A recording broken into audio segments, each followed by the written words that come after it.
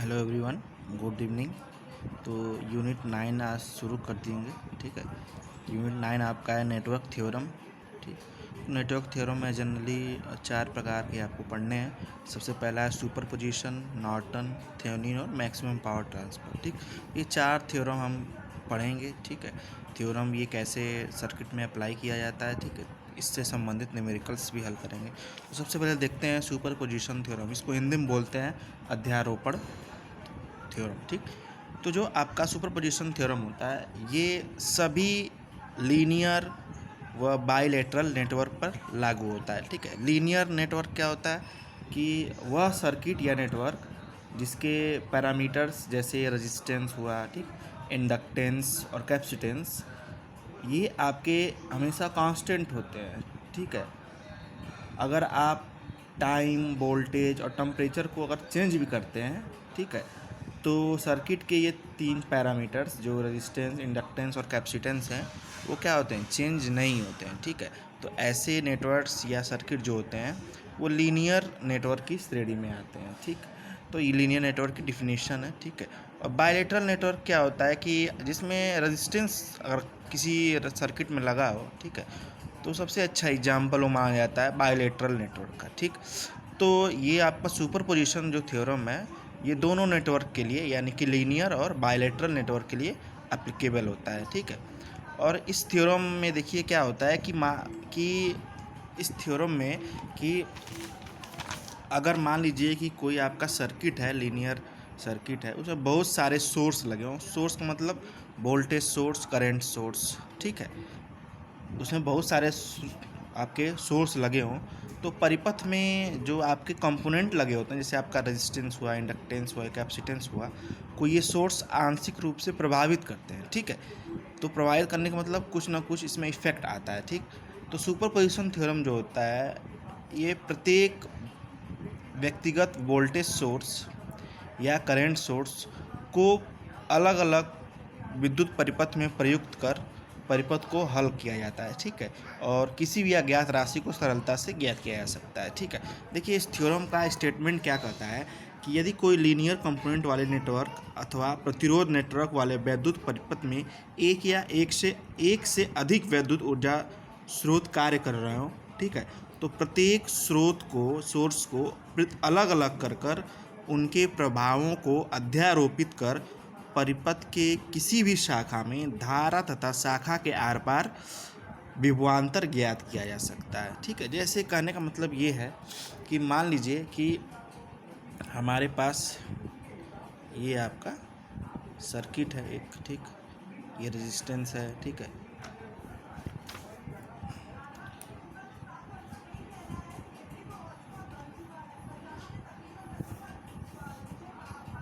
ठीक है, तो ये आपका एक लीनियर सर्किट है। इसमें आपका पहला वोल्टेज सोर्स, ये आपका दूसरा वोल्टेज सोर्स, ये R1 है, ये R2 है और ये R3 है। मान लीजिए कि ब्रांच है AB ब्रांच। ठीक है, तो हम आपसे कहें कि AB ब्रांच में कुल करंट क्या होगी, आप कैसे निकालेंगे। ठीक है, तो सुपरपोजिशन थ्योरम बड़ा आसान है। ठीक है, इसमें क्या किया जाता है कि इसके स्टेटमेंट के अनुसार कि अगर किसी सर्किट में 2 या 2 से अधिक सोर्स लगे हों, या वोल्टेज सोर्स या करंट सोर्स दोनों हो सकता है। यहाँ पे आपका वोल्टेज सोर्स ही जनरली दिखाया जाए, करंट सोर्स भी हो सकता है। ठीक है, तो क्या करते हैं कि बारी बारी से, यानी कि इसमें वोल्टेज सोर्स अगर सुपरपोजिशन थ्योरम आपको किसी सर्किट में लगाना हो तो ध्यान दीजिएगा, जो आपका वोल्टेज सोर्स होता है उसको हमेशा शॉर्ट सर्किट कर देते हैं। ठीक है, और जो आपका करंट सोर्स होता है उसको ओपन सर्किट कर देते हैं। ठीक, ये 2 चीज़ें ध्यान रखिएगा। ठीक, आगे हम बताएंगे न्यूमेरिकल में।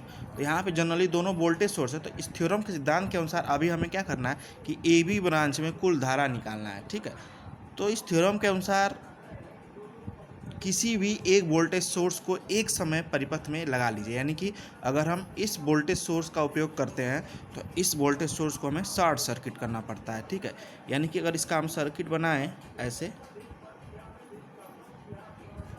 ठीक है, ये देखिए ये आपका वोल्टेज सोर्स, तो ये हमने क्या कर दिया है कि V2 वोल्टेज सोर्स को शॉर्ट सर्किट कर दिया है, ठीक है। अगर मान लीजिए हम कहें यहाँ पे करंट सोर्स हो तब, तो ध्यान दीजिए करंट सोर्स को कभी भी शॉर्ट सर्किट नहीं किया जाता है, करंट सोर्स को हमेशा ओपन सर्किट किया जाता है, ठीक है। अगर यहाँ पे एक वोल्टेज सोर्स रहता है, एक करंट सोर्स रहता, तो पहले आप क्या करते, करंट सोर्स को किसी एक को, ठीक है, चाहे जरूरी नहीं कि पहले इसको भी कर सकते हैं, इसको भी। तो अगर यहाँ पे वोल्टेज करंट सोर्स रहता तो ये टर्मिनल जो होता शॉर्ट नहीं रहता, ये ओपन होता, ठीक है। अगर वोल्टेज सोर्स है तो शॉर्ट, यहाँ पे वोल्टेज सोर्स है तो हमने इसको शॉर्ट सर्किट कर दिया, ठीक है। तो अब देखिए ये आपका रेजिस्टेंस R1 है, ये R2 है और ये R3 है, ठीक है। और तो हमने देखिए यहाँ पे V2 सोर्स को शॉर्ट सर्किट कर दिया है, ठीक है, पहली बार। यानी कि फर्स्ट स्टेप में हम क्या करेंगे, किसी एक वोल्टेज सोर्स या करंट सोर्स को ओपन शॉर्ट सर्किट या ओपन सर्किट करें। यानी करंट सोर्स है तो ओपन सर्किट करेंगे और वोल्टेज सोर्स है तो शॉर्ट सर्किट। तो पहले हम क्या करेंगे, बारी बारी से अब इस V1 द्वारा इस AB ब्रांच में कितना करंट फ्लो हो रहा है वो ज्ञात कर लेंगे, ठीक है। नेटवर्क रिडक्शन टेक्निक से आगे हम बताएंगे, ठीक है, इसमें न्यूमेरिकल कराएंगे। तो इससे मान लीजिए कि इस ब्रांच में करंट IAB आपको मिल गई, ठीक है। ये IAB V1 वोल्टेज सोर्स द्वारा करंट प्रोड्यूस हो रही है इस ब्रांच में, ठीक है। ये तो पहला स्टेप है। दूसरे स्टेप में क्या किया जाता है कि अब फिर इस वोल्टेज सोर्स द्वारा इसमें फ्लो होने वाले करंट की गणना की जाती है। वो कैसे, अब इसको क्या कर देंगे, शॉर्ट सर्किट कर देंगे, ठीक है। तो देखिए इसका सर्किट दूसरी बार कैसे बनेगा, अब ये जो दूसरा वाला पहला वाला वोल्टेज सोर्स है इसको हम शॉर्ट सर्किट कर दे रहे हैं, ठीक है। तो ये आपका AB हो गया, ये रेजिस्टेंस R3 हो गया, ठीक है, ये आपका V2 हो गया, ठीक है। तो अब हम क्या करेंगे, ये देखिए हमने शॉर्ट सर्किट कर दिया, ठीक है। अब V2 सोर्स जब अकेले सर्किट में काम कर रहा है तब उस समय इस ब्रांच में कितना धारा बह रहा है उसको हम ज्ञात कर लेंगे, ठीक है। प्लस माइनस है तो धारा इधर से फ्लो होगी, ठीक है। तो मान लीजिए इसमें धारा IAB है, ठीक है। यानी कि देखिए सुपरपोजिशन थ्योरम में हमने क्या किया है, बारी बारी से पहले हम मान लेते हैं कि V1 जो आपका वोल्टेज सोर्स है वो अकेले परिपथ में कार्य कर रहा है, तो V2 को आपने शॉर्ट सर्किट कर दिया और इस परिपथ से आप IAB यानी कि इस ब्रांच में करंट निकाल लिए। सेम उसी प्रकार अब मान लीजिए कि V2 आपका जो सोर्स है वो अकेले काम कर रहा है, तो V1 को हमने शॉर्ट सर्किट कर दिया, ठीक है। अब इस ब्रांच में मान लीजिए करंट VAB है, ठीक है। तो टोटल करंट क्या हो जाएगा AB ब्रांच में, टोटल IAB बराबर क्या हो जाएगा, current due to V1 plus current due to V2। यानी कि V1 द्वारा कितना करंट इस ब्रांच में आया और V2 द्वारा, तो V1 द्वारा क्या आया है IAB और V2 द्वारा VIAB आया है, ठीक है। तो टोटल करंट क्या हो जाएगा आपका IAB प्लस IAB।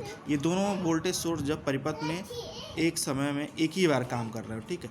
यानी कि जब आपका V1 कार्य कर रहा है तो V2 नहीं कार्य कर रहा है और जब V2 कार्य कर रहा है तो V1 नहीं कार्य कर रहा है, ठीक है। तो यही आपका सुपरपोजिशन थ्योरम हो गया, ठीक है। और एक चीज़ हमेशा ध्यान दीजिए, जरूरी नहीं है कि दोनों आपका वोल्टेज सोर्स ही हो, करंट एक वोल्टेज सोर्स एक करंट सोर्स भी दे सकता है, ठीक है। दोनों वोल्टेज सोर्स या दोनों करंट सोर्स दे सकता है। तो उस अवस्था में जो आपका वोल्टेज सोर्स होता है उसको आप शॉर्ट सर्किट करते हैं, ठीक है, और करंट सोर्स को हमेशा ओपन सर्किट करते हैं, ठीक है। तो ये आपका जनरली सुपरपोजिशन की थ्योरम के अंतर्गत आता है, ठीक है। यानी कि यदि कोई लीनियर नेटवर्क वाले में प्रतिरोध और नेटवर्क वाले वैद्युत परिपथ में एक या एक से अधिक विद्युत ऊर्जा स्रोत कार्य कर रहे हो तो प्रत्येक सोर्स को अलग अलग लगाकर उनके प्रभावों को अध्यारोपित किया जा सकता है, ठीक है। और किसी भी सर्किट की किसी भी शाखा में धारा तथा उसके आर पार का विभवांतर ज्ञात किया जा सकता है, ठीक है। यानी परिपथ में लगे वोल्टेज सोर्स को आप शॉर्ट सर्किट करेंगे और करंट सोर्स को आप ओपन सर्किट करेंगे, ठीक है। तो यही आपका होता है नेटवर्क थ्योरम, ठीक। तो ये आपका सुपरपोजिशन थ्योरम हो गया, ठीक है। न्यूमेरिकल हम इसमें बताएंगे, ठीक है, वो ज़्यादा इंपॉर्टेंट है, कैसे हल करता है नेटवर्क रिडक्शन टेक्निक द्वारा इसमें हम हल करेंगे, ठीक है। इसमें ज़्यादा कुछ करना नहीं है। अब जैसे यही मान लीजिए सर्किट है और इसमें इस AB ब्रांच में धारा निकालना है, सबसे पहले V2 को शॉर्ट सर्किट कर दीजिए और नेटवर्क रिडक्शन टेक्निक द्वारा टोटल वोल्टेज निकालिए। कैसे निकालेंगे, अब देखिए यहाँ पे जो R3 और R2 है वो आपका पैरेलल में है, ठीक है भाई। इसको शॉर्ट सर्किट कर देंगे तो ये पैरेलल में हो जाएगा। तो कुल इक्विवेलेंट रेजिस्टेंस निकाल लीजिए, तो जो आएगा वो R3 और R1 और ये दोनों पैरेलल के साथ, ठीक है। तो वो आपका R1 और जो इन दोनों के साथ पैरेलल में जो इक्विवेलेंट रेजिस्टेंस आएगा वो आपका सीरीज़ में हो जाएगा, ठीक है। तो अब हम करंट इसमें कुल करंट निकाल लेंगे, ठीक है। तो कुल करंट कैसे निकालेंगे? मान लीजिए कुल करंट I है AB द्वारा V1 द्वारा I AB है, तो IT मान लीजिए टोटल करंट। तो कैसे निकालेंगे? V1 अपान ये R1 आया, ठीक है, और R2 R3 क्या है, ये पैरेलल में है, तो इसका इक्विवेलेंट रेजिस्टेंस हम निकाल लेंगे, ठीक है। और जो इसका इक्विवेलेंट रेजिस्टेंस आएगा वो इसके साथ क्या हो जाएगा, सीरीज में हो जाएगा, ठीक है। यानी कि ऐसे लिख सकते हैं R1 plus R2 into R3 अपान R2 प्लस R3। यहाँ लिख दे रहे हैं, समझ में नहीं आएगा। ये आपका IT बराबर क्या हो जाएगा, V1 अपान R1 plus R2 into R3 अपान R2 प्लस R3, ठीक है। तो अभी ये टोटल करंट आया है, ठीक है, इस वोल्टेज के कारण, इस वोल्टेज सोर्स द्वारा टोटल करंट, ठीक है। सेम इसी प्रकार इसको भी ऐसे निकालेंगे, ठीक है। तो वो हम न्यूमेरिकल में बताएंगे कैसे निकाला जाता है। फिलहाल ये नेटवर्क थ्योरम आप समझ लीजिए, ठीक है। Thank you.